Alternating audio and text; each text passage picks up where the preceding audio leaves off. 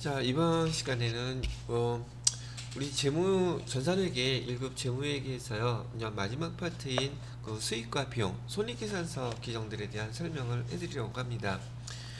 수익과 비용 규정은 여러분들이 이제 전산회계 1급도 전산회계 2급도 시험을 갖다가 보셔야 되기 때문에 전반적인 내용 중에서 핵심적인 거 먼저 정리해드리고, 교재를 통해서 또 필수 예제를 통해서 기본적인 거 잘 봐두셔야 돼요. 왜냐면 얘네들이 실무에서 제일 많이 일어나는 일이에요. 여러분이 가서 직접 해야 될 업무들이기도 하고요. 그 다음에 전산회계 이거 기초과정에서 여러분 실기 프로그램 입력할 때 거기서 제일 많이 출제되는 문제이기도 해요. 근데 되게 여러분이 보면 좀 간단하다고 생각할지 모르겠지만, 간단하다의 차원이 아니라 그게 실무 업무예요. 그래서 2급부터 1급 차근차근 이렇게 올라가는데, 위로 올라갈수록 실무적인 것은 잘 일어나지는 않지만 어려운 거, 이런 것들이 이제 급수가 높은 그런 그 시험 문제지로 출제가 되고, 그만큼 또 난이도가 어렵다 그러면 실무에서 자주 발생하는 일이 아니란 뜻이기도 해요. 자, 그래서 가장 기초적이면서 꼭 알아야 될 것만 제가 한번 정리해 놓고, 여러분들한테 또 아까 말씀드렸던 것처럼 필요한 거는 꼭 암기하라고 얘기를 해 드릴게요. 지금 여기 나와 있는 그 항목 수익 비용은요, 물론 손익계산서를 지금 설명하는 거예요. 그 손익계산서에 제가 구분이라 그래서 여러분들한테 이제 회계 원리 배울 때 써드렸던 내용 기억들 아시죠? 매출액에서요, 매출 원가를 빼라 그랬었죠? 요거 말하는 거예요. 매출 원가를 빼게 되면 매출 총이익이 계산된다 그랬었죠? 매출 총이익이, 매출 총이익에서 판관비라는 거를 빼게 되면 뭐가 계산이 돼요? 영업이익 계산되죠. 이건 지금 제가 쓰는 것만도 지금 몇 번을 쓰는데 이걸 아직도 못 외우고 있다 그러면 그거는 좀 총체적 난국이 되는 거예요. 꼭 외우고 계셔야 돼요. 그 다음에 영업 외 수익은 더해줘야 되죠. 그 다음에 영업 외 비용은 빼줘야 되고요.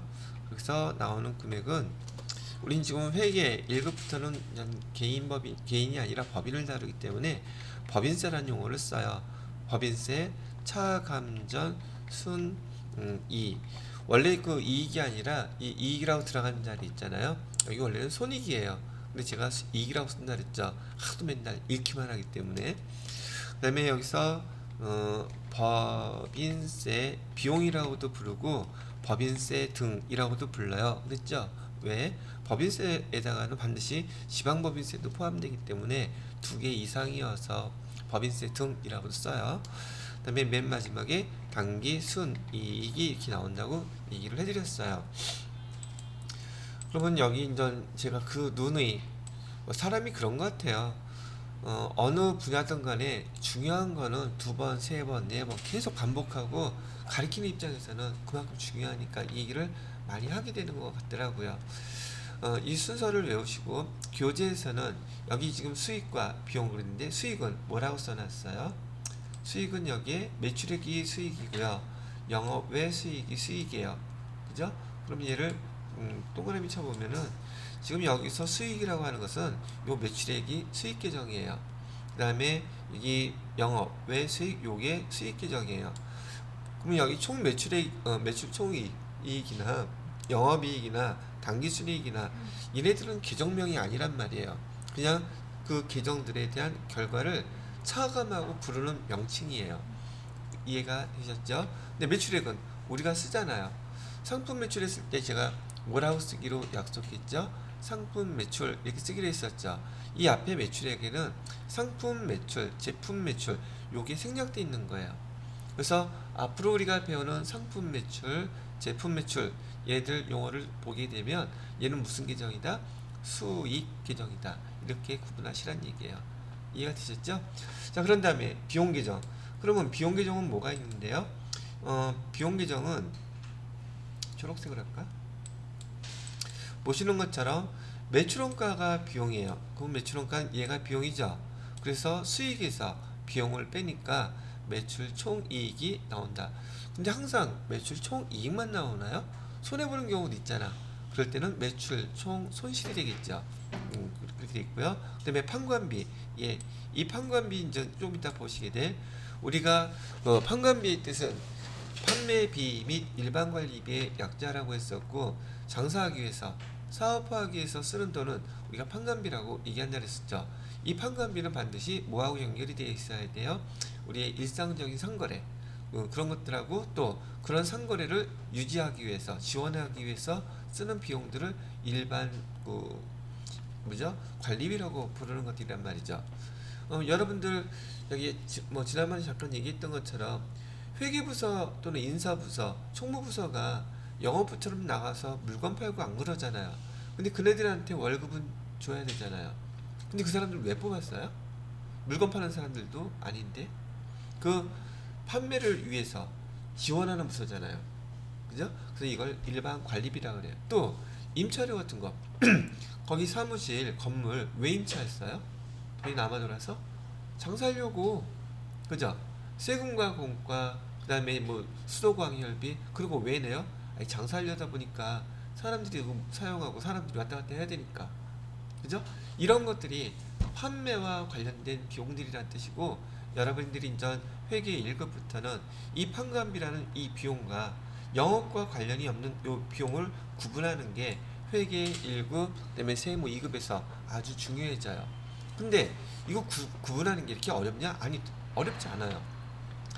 제가 옛날에 공부할 때 이 영업의 비용이 워낙에 많이 나오고 판관비 구분하라는 문제가 아주 수시로 나오더라고요. 근데 문제 풀 때마다 제가 틀리더라고. 그거를 짜증나 안 나?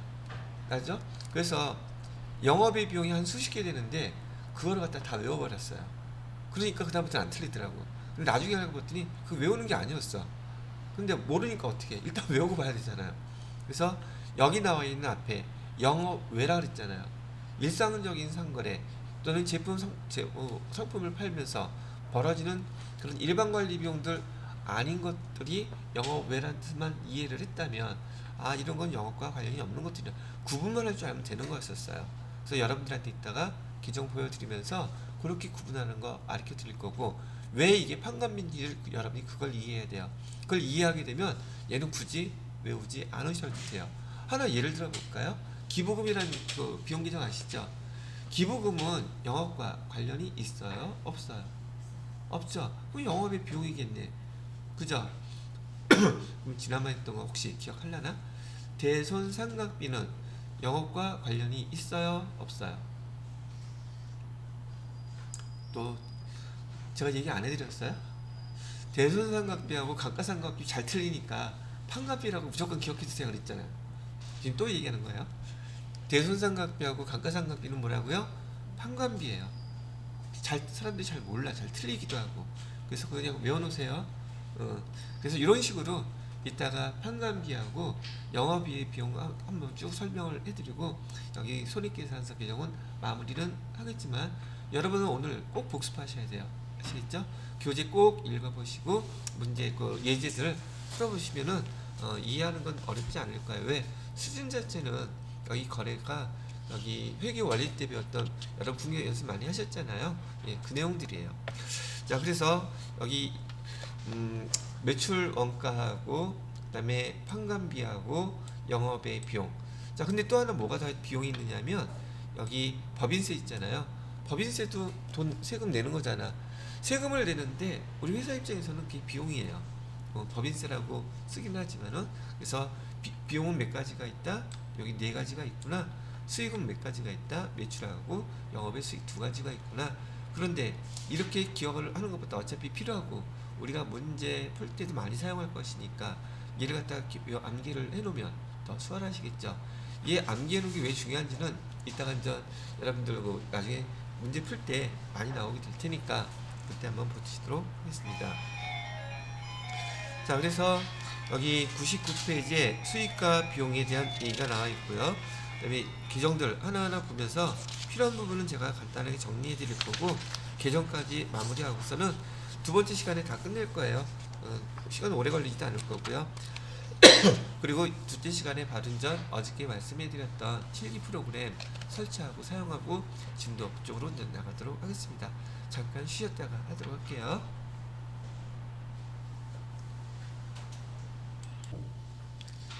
자, 그래서요 99페이지에 보면 여기 수익의 기념이라고 나와 있었는데, 이것도 여러분이 좀 이해하기 쉬우시라고 이걸로 한번 써서 가르쳐 드릴게요. 지난번에도 말씀을 드렸지만 수익의 정의는 수익의 정의는 자본을 증가시키는 게 수익이에요. 여기 간단하게 제가 설명을 해드렸었어요. 자, 이유는요. 이것 때문에 그렇죠. 여기에 지금 재무 상태표가 있고요. 여기 손익계산서가 있는데 여기 지금 수익은 수익 100이라고 가정을 하고요. 비용은 80이라고 이렇게 가정을 했어요. 그러면 지금 여기 차이인 당기순이익이 20 나온다는 거 아시죠? 그럼 이익이 재무상태표의 자본계정으로 가게 되면 자본계정은 여기 손익계산서에 당기순이익이 온 만큼 여기 자본이 증가하겠죠. 그죠? 자본금이 증가한다. 근데 여기서 당기순이익도 그런 의미를 갖고 있지만 지금 여기 비용이 아예 없다고 가정을 해볼게요. 그럼 수익이라고 나온 이 100이 당기순이익 100이 되겠죠. 비용이 아예 없다고 가정을 하면 이 전체가 다 당기순이익이잖아요. 그러면 걔가 여기 재무상태표 자본계정으로 가게 되면 자본은 당연히 증가하겠죠. 수익만큼. 그죠? 그래서 그냥 간단하게 여러분들한테 교재 수익이 정의 이것저것 말을 많이 하게 되지만 수익이라는 것은 결과론적으로 자본을 증가시키는 게 수익이에요. 반대로 비용은 어떻게 되겠어요? 비용은 자본을 감소시키는 게 비용의 정의예요. 그래서 궁극적으로 수익과 비용의 정의는 이렇게 기억을 해두시면 수익 자본을 증가시키는 것, 비용 자본을 감소시키는 것, 이렇게 기억을 하시면 그 결과에 대한 논리가 간단하게 정리가 되는 게 아니냐는 거죠. 자, 그래서 우선 수익과 비용에 대한 정의 간단하게 정리해 드렸고요. 그 다음에 매출액. 이 매출액은 이슈가 뭐냐 하면은 지금 여기 손익계산서에서 여러분들한테 매번 물어봤던 매출액에서의 이슈 간단한 거죠. 매출액과 관련된 거 뭐뭐 있었어요? 매출액에서 매출 애누리, 매출 할인, 매출 환입 이건 빼주라 그랬었죠. 그죠? 그래서 매출액에서 이슈는 그거예요. 총 매출액에서 뭘 빼주라고요? 매출 환입 이거 반품이죠. 그 다음에 매출 애누리 빼주라고요. 그 다음에 매출 환입 매출 할인을 당연히 빼줘야 된다는 거 많이 연습해 보셨잖아요. 손익계산서의 구성 내용을 보고서 거기에 대한 이슈 내가 알아야 될 게 뭔가 구분할 때 이렇게 연결시켜놓고 매출액에선 이거 알아야 돼 라고 얘기한다는 것이죠. 그럼 여기다 이제 덧붙여서 회계 처리하는 것까지 제가 설명을 해드린다면 처음에 우리가 상품을 매출하게 되면 차변에 외상매출금 이렇게 해놨었어요. 1,000원 해놨다고 치고요.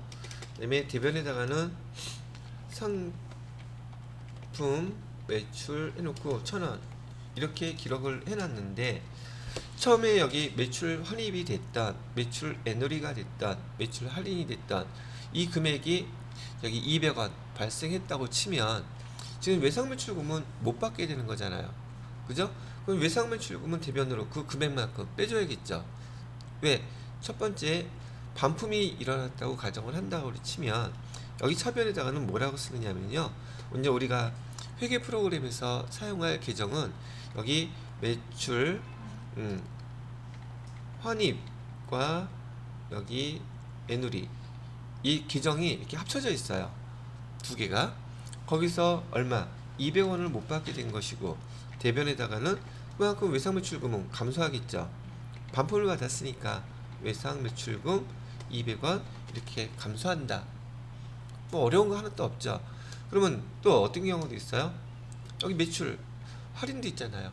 그럼 여기 매출 할인이라고 쓰고 금액은 100원이었다고 치면 대변에다가도 또 똑같이 외상 매출금 마음이 급해 말하고요. 지금 제가 몇 가지를 동시에 하다 보니까 외상 매출금이 감소하겠죠. 이렇게 100원. 그죠? 시험 문제에서는 외상 매출금이 이렇게 감소하면서 매출 환입과 애누리 매출 할인이라는 이 계정을 쓸 수 있는지를 물어봐요. 근데 여러분 밑에 그 매출액과 관련돼서 일단 순매출액 되어 있죠. 그다음에 필수 예제 한번 보세요. 필수 예제 2번하고 3번을 보시게 되면 외상 매출금은 대변에 줄어들었는데 차변에 뭐라고 쓰여 있어요? 가로 쳐놓고 매출 환입이라고 쓰여 있죠. 근데 또 거기다 제품 매출이라는 걸 여러분이 잘 이해하라고 써놨는데 더 헷갈려. 그래서 원래 계정명을 써야 돼요. 제품 매출을 감소시키는데요. 이 용어를 여기 교재에서 이렇게 써놓은 의도는 제품 매출이 감소하는데요. 계정의 명칭은 뭘로 사용하라고요? 매출 환입이라고 써주세요. 이 뜻이에요. 근데 제가 설명하는 건 제품 매출 얘기하지 않고 그냥 여기 간단하게 이 계정을 쓰니까 더 편리하겠죠? 여러분 실무에서 회계 프로그램에서는 지금 제가 써드린 이 계정 이렇게 쓰시면 돼요. 그리고 회계 프로그램을 다루시게 되면 더 이상 여러분이 손으로 쓸 일이 거의 없죠. 다 뭘만 하면 되니까 회계 프로그램에다가 입력만 하면 되니까 여러분이 계정들 선택만 하면 돼요. 그것도 알아야 선택을 하지. 그래서 여기에 해당되는 것들을 제가 이렇게 설명을 해 놓았답니다. 자, 그 다음에 다음 페이지로 넘어가 보면은 영업 외 수익 그래갖고서 그 영업 외 수익에 대한 계정들 많이 나와 있죠. 요거는 이따가 뒤쪽에 있는 파트 넘어가게 되면 판관비하고 영업 외 수익에 대한 계정들 또 쭉 나열되어 있을 때 그때 같이 한번 다시 보도록 하고요. 그 다음에 그 수익의 인식이라고 되어 있는데 이런 경우에 상품이나 제품을 판매했다고 여러분이 기록하라는 뜻이에요. 근데 일반적인 경우 공사 수익, 용역 매출, 그 다음에 위탁 판매, 시용 판매 참 희한한 용어들 많이 나오죠. 근데 여러분들 아직 부가가치세를 안 배웠기 때문에 이 파트는 제가 부가가치세 배울 때 그때 다시 한번 설명해 드리도록 할게요. 지금 가장 거기 동그라미 쳐야 될 게 거기 일반적인 매출은 인도하게 되면 수익으로 인식하라는 이 뜻은 여러분들이 거기 올리브영에 가서 화장품을 하면 여러분 물건 받죠. 그런 다음에 돈 계산하죠. 거기서 팔았다고 당연히 수익으로 인식하겠죠. 기록한단 말이에요. 물론 포스기계로 띡 찍긴 하지만은 그게 수익 인식이에요. 그래서 가장 기본적인 그 매출의 인식은요, 인도라고 되어 있죠. 다른 사람 손에 넘어가면 그 당시 그때가 수익을 인식할 때라고만 알고 계시면 되겠고요. 그 다음에 현금주의, 발생주의는 지금 지난번에 우리가 배웠던 손익의 이연, 손익의 예상 같은 거 했었죠.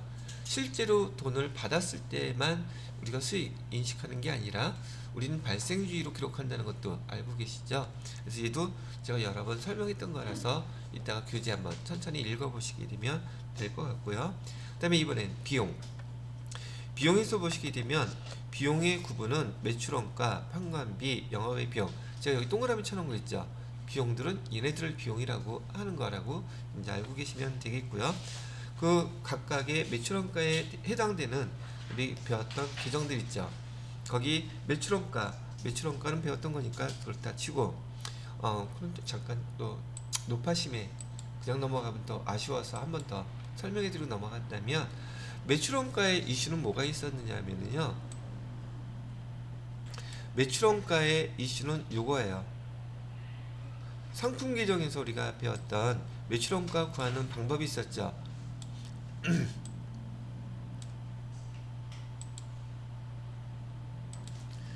여기 상품 계정에서 매출원가를 구할 때 어떻게 구하라고 그랬어요? 기초 재고에다가 여기서 뭘 더해주고요? 단기 매입은 더해주라 그랬죠? 단기 매입은 더해주고 그 다음에 기말 재고를 빼주게 되면 매출원가가 계산돼요 라고 했던 거 기억나시죠?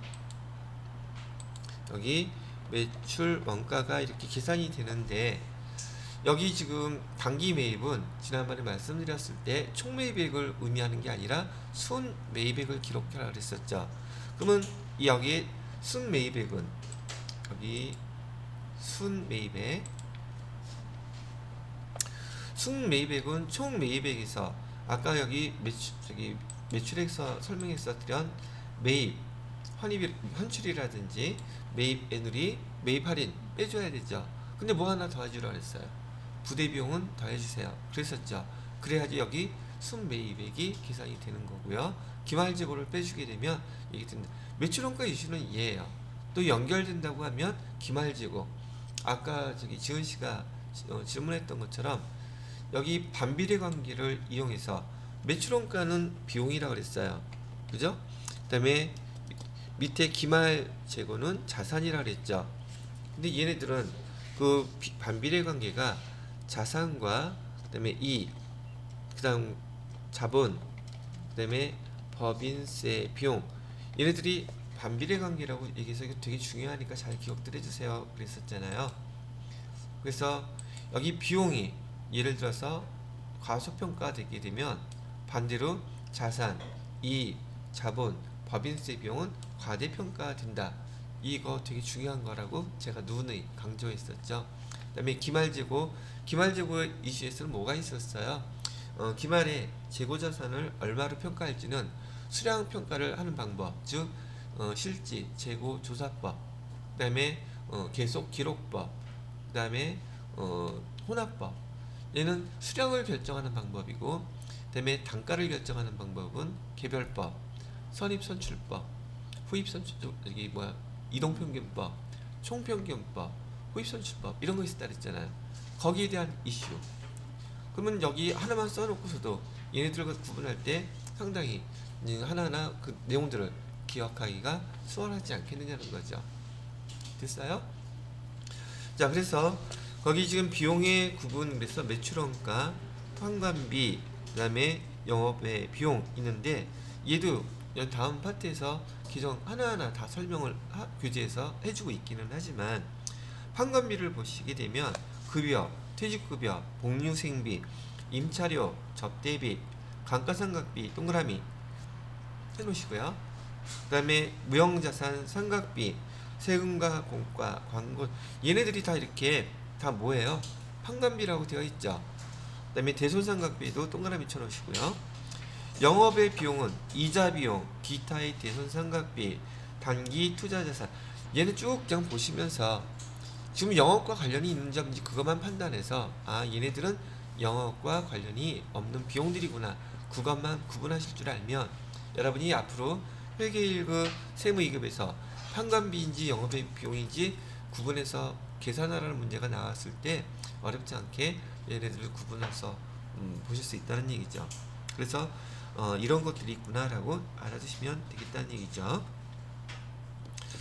자, 그 다음에 비용의 인식기준이라고 나와 있네요. 비용의 인식기준은 직접적인 관련성. 우선 여기 표시에 하나를 더 해드려야 되겠네.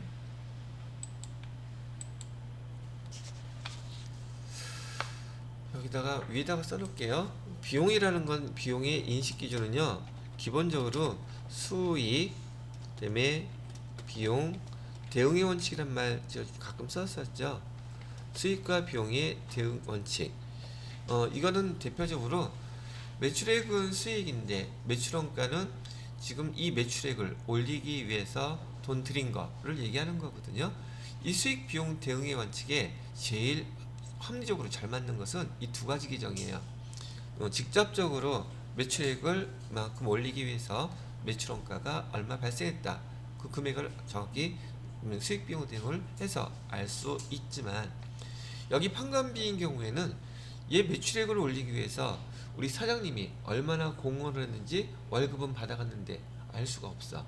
그래서 얘는 수익 비용 대응의 원칙을 갖다가 정확히 알 수가 없기 때문에 얘는 배분을 해야 돼요.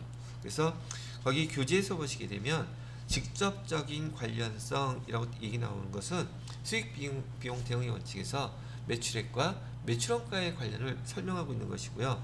그 다음에 포괄적, 간접적인 그 관련성이라고 얘기하는 것은 이 판관비를 얘기하고 있는 거예요.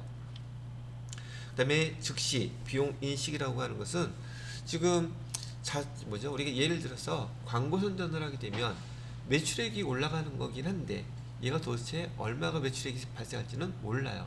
이런 것들은 미래 자산의 유입을 예측할 수는 있으나 그 금액이 신뢰성 있게 금액으로 알 수 없는 경우에는 그냥 비용 처리한다, 이런 개념을 갖고 있어요. 그래서 거기에 해당되는 게 광고 선전비나 연구비 같은 거예요. 자, 뭐 그렇다는 얘기로 그냥 일단 넘어가셔도 될 것 같고요. 자, 그다음에 그 3번에 보시게 되면 손익 구분 계산 되어 있는데 거기에 총 매출 총이, 영업이, 그다음에 법인세 비용, 차감전 순이익, 당기순이익. 자, 보시게 되면 어디 나와 있는 것들이에요? 지금 여기에서 지금 얘네들 설명하고 있는 거죠. 매출 총이, 그다음에 영업이, 법인세 차감전 순이익, 당기순이익, 요거 얘기하고 있는 거잖아요. 그죠? 그러면 이 제가 말씀해드렸던 대로 이렇게 세로로 해서 이걸 기억하는 게 나으시겠어요? 그렇게 등식관계로 기억하시는 게 나으시겠어요? 시험 문제는 활용할 때 이렇게 활용하는 게 훨씬 더 정확하고 빨리 계산할 수 있는 방법이에요. 그래서 옆에 있는 그런 내용보다는, 교재에 있는 내용보다는 이렇게 기억을 하시는 게 여러분들한테 훨씬 더 도움이 될 거란 얘기예요. 자, 그 다음에 이제 넘어가서요. 102페이지 보시면 매출원가라고 설명되어 있는데, 매출원가라고 얘기하는 것은 우리가 지금 회계 1급에서는 제조업이 있다고 보기 때문에 제조업이 돼 있다고 보기 때문에요. 공장에서 발생하는 비용이 있고 본사에서 발생하는 비용이 있답니다. 그래서 여기도 이렇게 잠깐 표시를 해드리면, 자, 어디다 쓸까?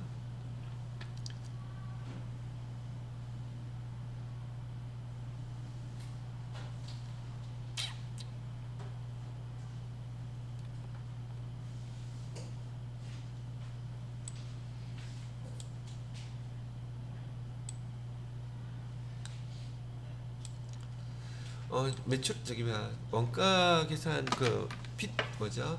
동영상 먼저 보신 분은 금방 이해하시겠지만은, 우리가 지금 전산회계 1급에서는 제조업이 기본인지라, 제조업을 하고 있다는 게 원칙인지라, 자, 여기 한번 보세요.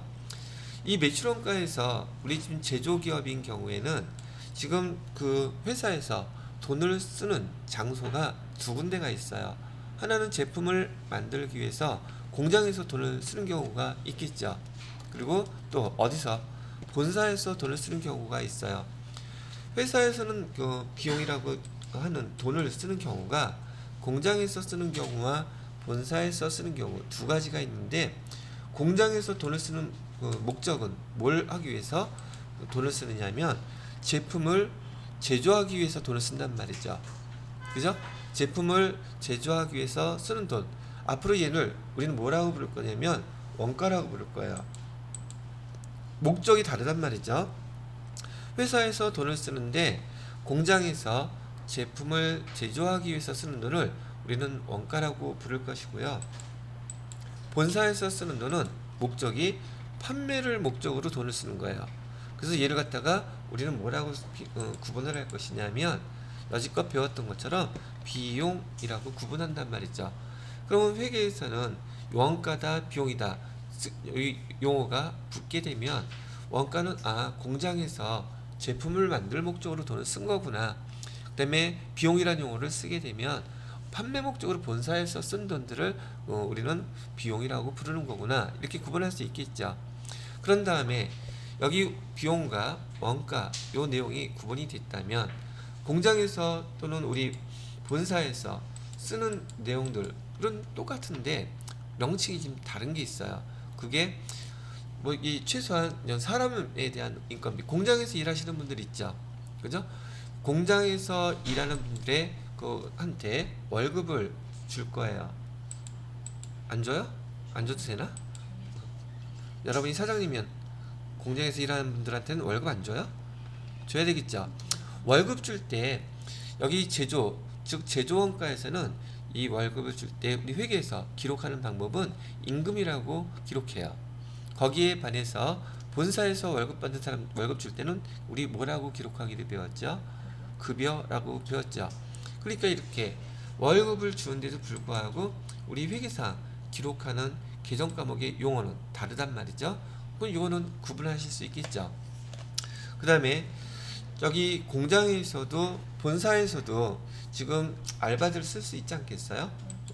파트타이머들 쓸 수 있을 텐데, 그 알바한테 지급하는 월급은 또 뭐라고 부른다? 여기 잡급이라고 불러요. 근데 우리 그 잡자가 좀 기분이 어감이 나쁘죠. 근데 우리 회계에서는 그 잡놈 이런 뜻을 쓰는 건 아니고요.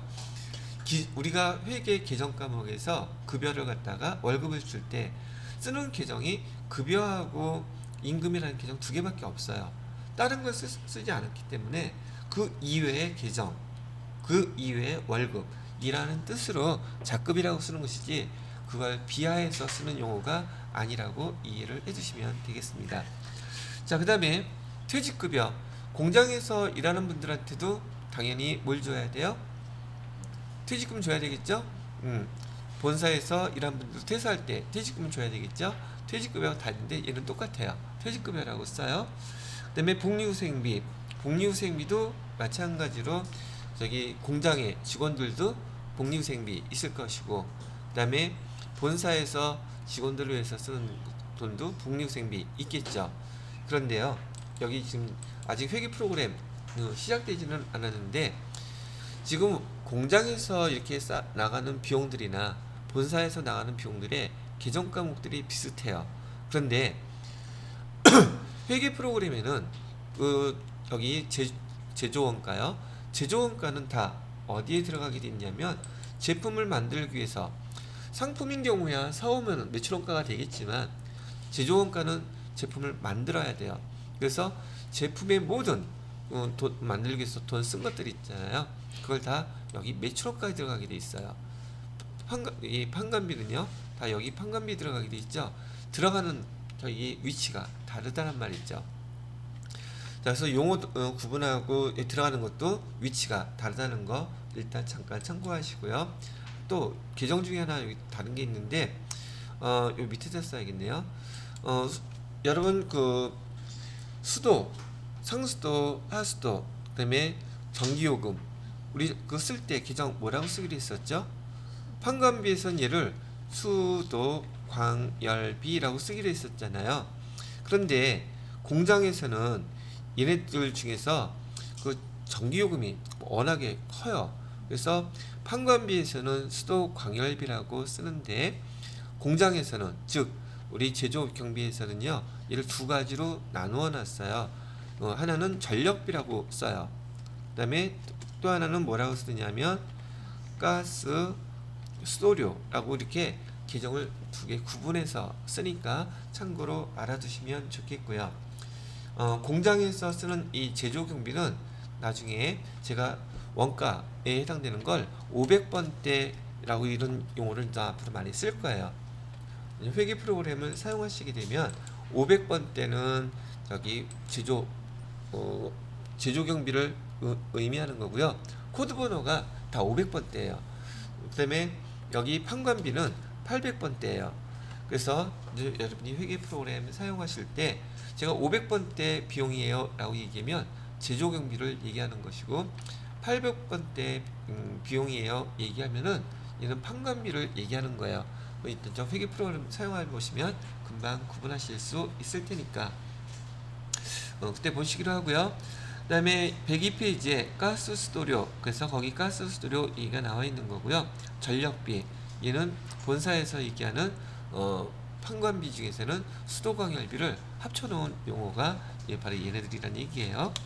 그 다음에 103페이지에 보면 세금과 공과, 얘 여러분들 전 처음 저기 자세히 보시는 것들이기 때문에 교재를 통해서 꼼꼼하게 읽어보셔야 합니다.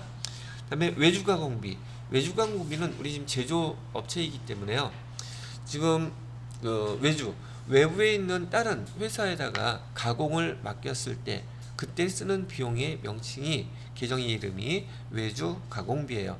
이것이 제조일 때 나오는 것들인데 나중에 또 문제 나올 때 한번 보도록 하겠습니다.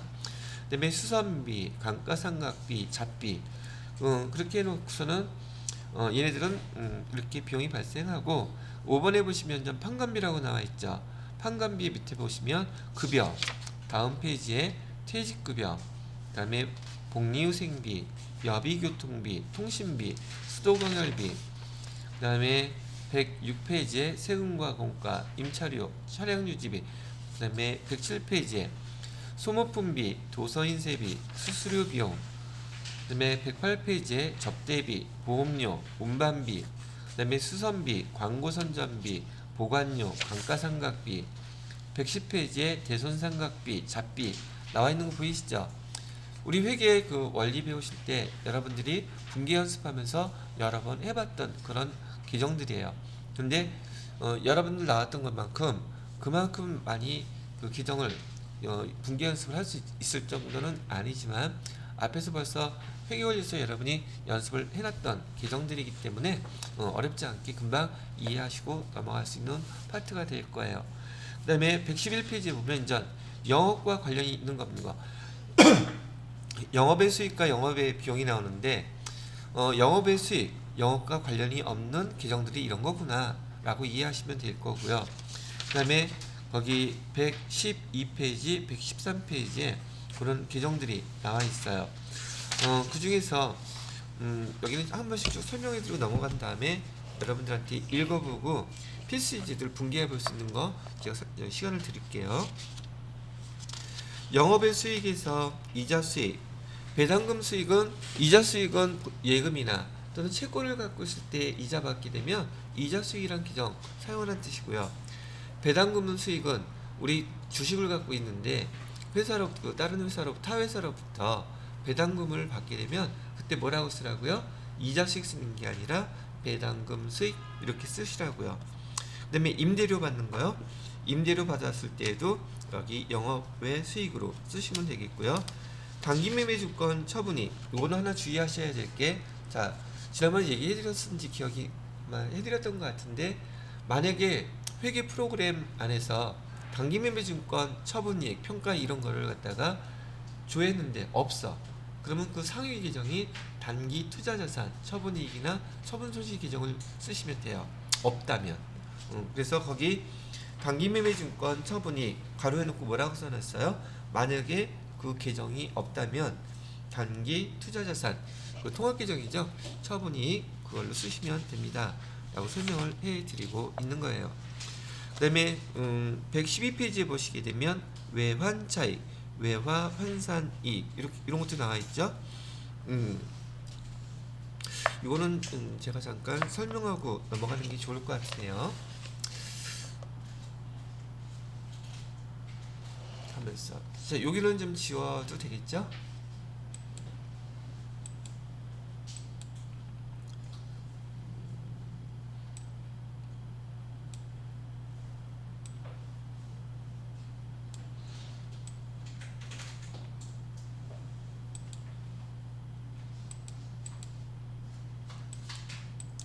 자, 지금 여러분들이 보시는 계정이가 처음에 배우실 때는 조금 헷갈려요.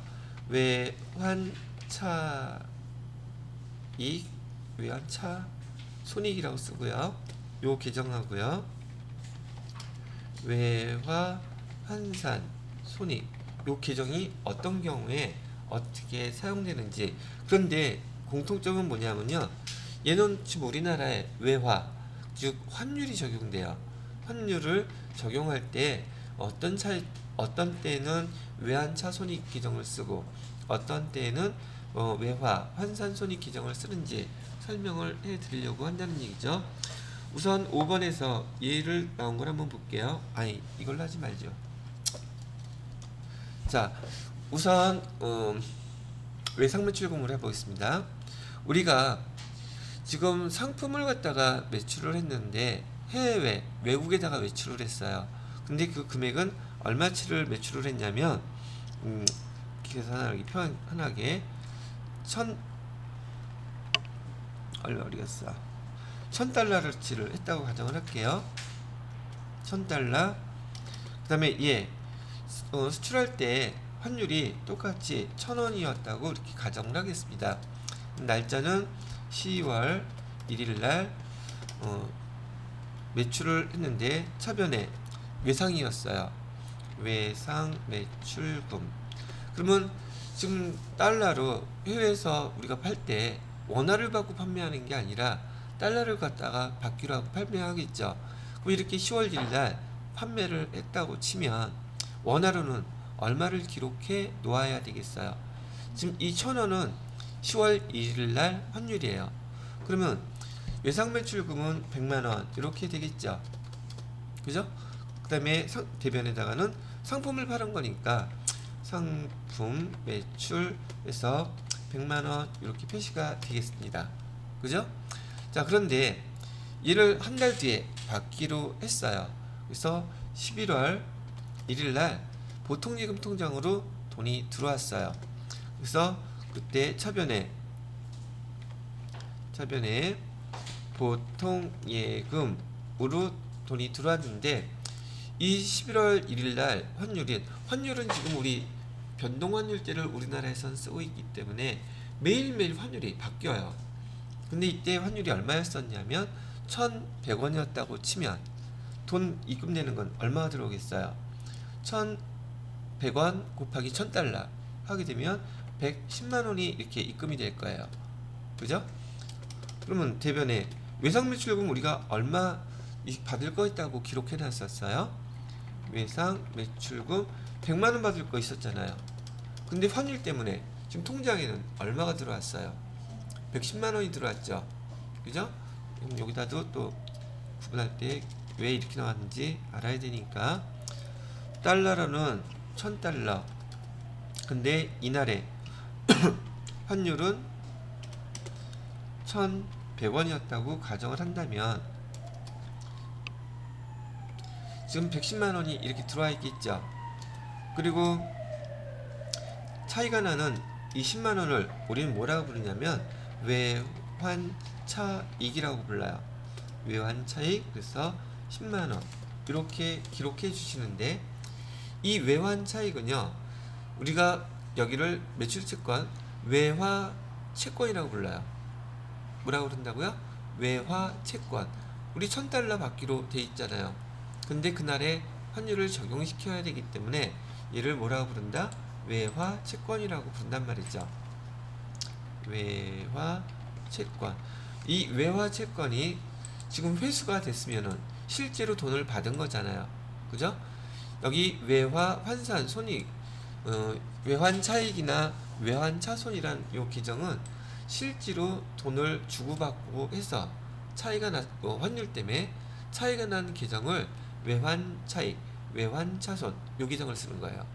거기에 반면에 여기다 하나 똑같이 이번에는 두 가지 예를 들어드리는 겁니다. 제가 얘는 돈을 받은 경우예요. 근데 이번에는 돈을 못 받은 경우야. 언제까지? 지금 여기 1,000달러에 대한 상품을 판매하고 이 대금은 내년도 1월 말일날 주기로 했다고 가정을 한다 치면 지금 여기 12월 31일 시점에서는 지금 외화채권을 회수했어요? 못했어요? 아직 못했죠. 그래도 마찬가지로 이날에 환율은 있겠죠. 예를 들어서 이날 환율이 똑같이 1,100원이었다고 좀 가정을 하는 거예요. 실제로 외화는 받지는 못했지만 우리는 재무상태표에다가 그 시점, 기말 시점의 재산을 정확히 표시해야 되죠. 단기매매증권처럼. 12월 31일 날에 환율을 적용해서 우리가 지금 외상매출금 받아야 될 금액이 얼마인지를 평가를 해줘야지 돼요. 그래서 이때 지금 이날 환율이 1,100원이라고 한다면 우리 외상매출금 받을 거 지금 얼마라고 표시해 놨었어요? 100만원이라고 여기 표시해 놨었죠. 이거잖아.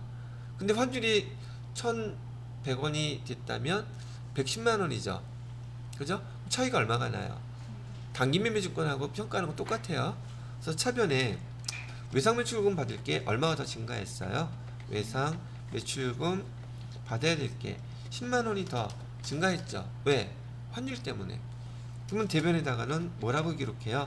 얘는 외화 환산 이익이라고 불러요. 100만원. 그러면 외화 환산 이익이란 이 계정의 명칭은 12월 31일 날 평가할 때 쓰는 계정이에요.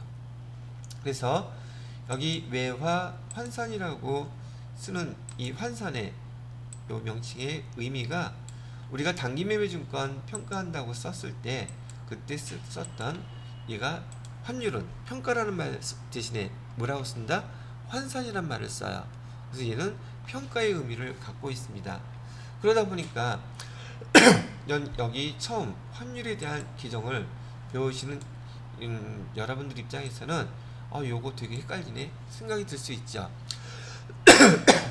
그래서 실제로 저기 외화를 결제하거나 결제해 주었을 때 그때 쓰는 계정은 외환차익이나 외환차손이라고 쓰시고 12월 31일 날 평가할 때 환율 차이를 기록할 때 쓰는 계정은 외화환산이익이나 외화환산손실이라는 계정을 쓰라고 알려드리는 거예요. 그런데 지금 여러분이 보시니까 12월 31일 날은 1년 중에서 가장 길죠. 마지막 달이니까. 그래서 12월 달에 쓰는 계정은 계정 긴 거 쓰세요. 다시 12월 31일 날은 머리 길죠. 1년 끝마무리니까 평가하는 달 12월 말일 날 평가할 때 환율 평가할 때는 계정 긴 거 쓰시고요. 돈 빨리 그 전에 받은 건 뭘 쓴다? 짧은 거 쓰세요.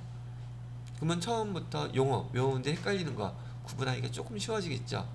그 다음에 여러분이 회계 프로그램 사용하시게 되면 주관식으로 쓰는 게 아니란 말이에요. 조회를 하잖아요. 외화 차이 치게 되면 얘네들 바로 나와요. 뭐 선택만 하면 되잖아. 기말에는 뭐 쓰라고요? 긴 거. 뭐 안 되면 그렇게라도 해야지 어떻게. 그러다가 이제 많이 익숙해지시게 되면 금방 기억을 하실 수 있을 거예요. 되셨나요? 자, 그래서 외환차익, 외환차손, 그다음에 외화환산이익, 외화환산손실 이런 거에 대해서 설명을 한번 쭉 해드렸습니다. 나중에 그 문제 읽어보면서 한번 풀어보시면 될 것 같고요. 그 다음에 유형자산 처분이익 이거는 여러 번 했었는데 유형자산 처분이익 요거 여러분 분기할 때 제가 반드시 얘는 이런 모양으로 만들어 놓으라 그랬죠.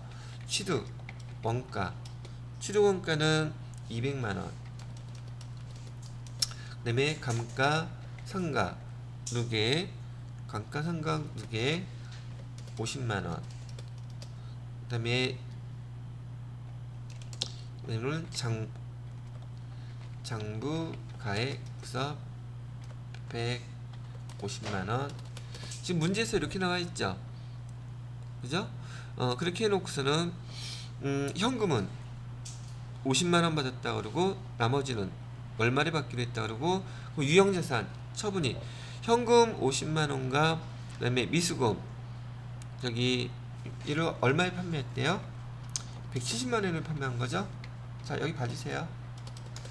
그러면 이렇게만 딱 정리를 해놓으면 20만원에 대해서 유형자산 처분이 나온다는 거 금방 알겠죠? 장부가액 얼마짜리를 150만원짜리를 170만원에 팔았으니 지금 유형자산을 처분하게 되면 이익이에요? 손실이에요? 이익이니까 유형자산 처분이 20만원 나온다는 거 제가 반드시 유형자산 처분 문제는 이렇게 만들어 놓고 회계 처리를 하던 계산을 하던 하라 그랬었죠. 그리고 그 밑에 분기된 거 보시게 되면 분기하는 순서에 맞춰서 연습해 보시면 되겠죠. 유형자산 처분이 거기 별표 3개 해놓고 이게 되게 중요한 문제예요. 아주 많이 출제가 될 것이고요. 그 다음에 8번에 보시게 되면 자산수중이익이라고 되어 있네요. 자산수중이익이라는 것은 거기 지금 회사의 대주주가 자기가 갖고 있는 토지를 갖다가 회사 지으라고 또는 주차장으로 사용을 하고 또 공짜로 주게 되면 거기 차변에 토지 공짜로 들어왔으니까 회사 입장에서는 토지라는 자산이 생기겠죠. 그럼 대변에다가 뭐라고 써요? 자산을 수증은 숫자는 받을 숫자예요. 증은요 증여받았다는 뜻은 공짜라는 뜻이고요. 그러니까 자산을 공짜로 받아서 이익이 생겼다. 걔를 우리 회계에서는 어떤 기정으로 쓰면 된다? 자산 수증 이익 이렇게 쓰시면 된다는 얘기예요. 그 다음에 채무면제이익은요. 자 우리가 그 거래처에다가 돈 100만원 줄 게 있었는데 거래처가 급하다고 돈 80만원만 빨리 보내달래요. 그리고 20만원은 안 받아도 좋으니까 돈 빨리 좀 보내줘. 그럼 우린 20만원 굳었죠. 그때 20만원 채무 면제가 됐죠. 그래서 그때 쓰는 용어가 채무 면제이익 이렇게 쓰면 되겠습니다. 그 다음에 10번의 보험금 수익은 우리가 보험 가입하시죠 여러분들. 그건 보험료예요. 근데 그런 조건이 벌어져서 우리가 보험회사로부터 보험금 수령할 때 있죠. 그때 쓰는 계정의 명칭이 보험금 수입이라고 쓰시면 돼요. 그 이외 것, 우리가 정해놓은 계정들이 없는 항목들에 대해서는 자비익이나 잡손실로 쓰는데, 거기 나와 있는 얘가 바로 자비익에 해당되는 계정들이라고 보시면 된다는 얘기죠. 자, 그리고 다음 페이지 넘어가면, 지금 제가 영업외 수익에 대해서 한번 쭉 설명을 해드렸는데, 영업외 비용에 나와 있는 이자 비용은 이자 수익의 반대, 단기매매증권 평가 손실은 단기매매증권 평가 이익의 반대, 기부금은 아까 설명해 드렸고, 유형자산 처분 손실은 유형자산 처분이 나온 거에 반대, 외환차선은 외환차 이익의 반대, 외화 환산 손실은 외화 환산 이익의 반대. 그다음에 재해손실, 재해손실이라는 것도 우리 계정 과목이 있습니다. 풍수해를 입어서 재해가 났다 그러면 이 재해손실이라고 쓰시면 돼요. 그다음에 잡손실. 그다음에 맨 마지막 116페이지에 보시게 되면 법인세 비용 나온 거, 선납세금, 이렇게 설명이 마무리가 되어 있더랍니다. 자, 여기까지 해서 손익계산서의 수익과 비용 계정 일단 설명이 다 마무리가 되었고요.